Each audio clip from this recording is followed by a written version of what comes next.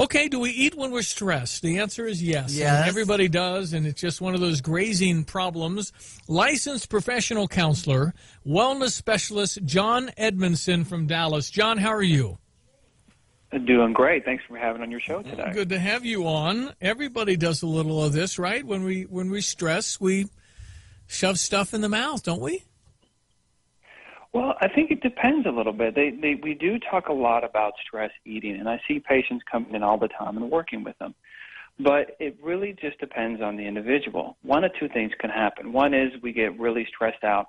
We turn to food as a way of comfort. But the other is some people get really stressed out and they don't eat at all. In both cases, it's something about our body, our survival instinct is trying to help us.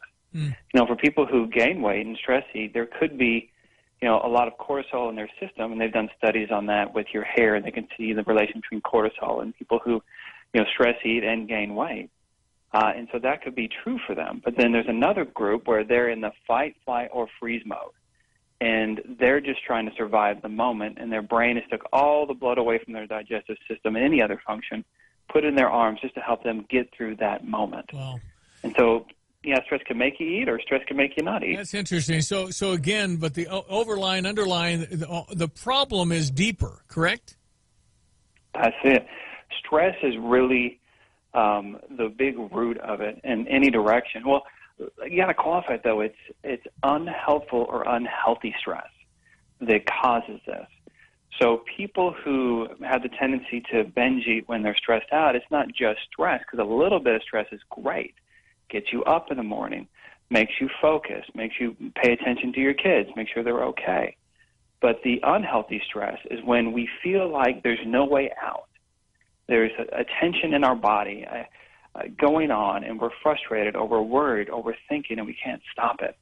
That's when people begin to reach out for some form of comfort, whether it be food or alcohol or other things, to manage that stress that they feel like they can't control otherwise. Yeah.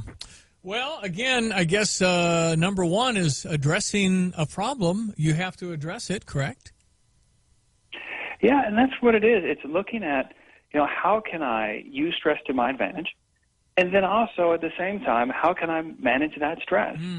So using it to your advantage is when you feel it, do something with it. At the end of the day, if you're still feeling wired, and like so many of us at work a lot, have a couple of extra cups of coffee and you're trying to calm down, stay away from, the Facebook and everything else like everyone knows, and go to the gym or go outside for a walk or connect with a friend, something that's going to help you channel that energy a little bit better.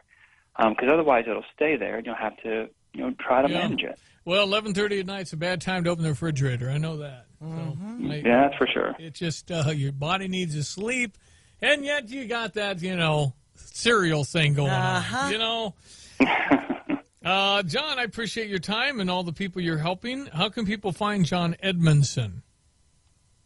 Well, you can find us at marulamedical.com, and that's MARULA medical.com. Appreciate your time today. Thanks for having me. You bet. John Edmonson, a little on stress and eating. MarulaMedical.com.